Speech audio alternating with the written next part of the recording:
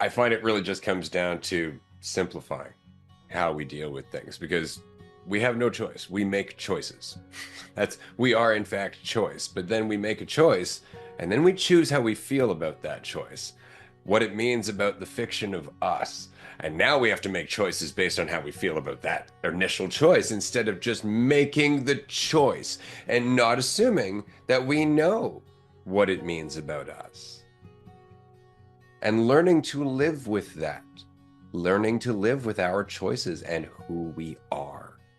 Because it's as soon as we start adding choices onto that in some desperate effort to feel like we're in control of a thing that does not exist, which is inherently the idea that we have a measurable value, that we can somehow separate ourselves from the rest of the living organism that is reality and measure our value in isolation instead of as a part of an organism that requires every part equally.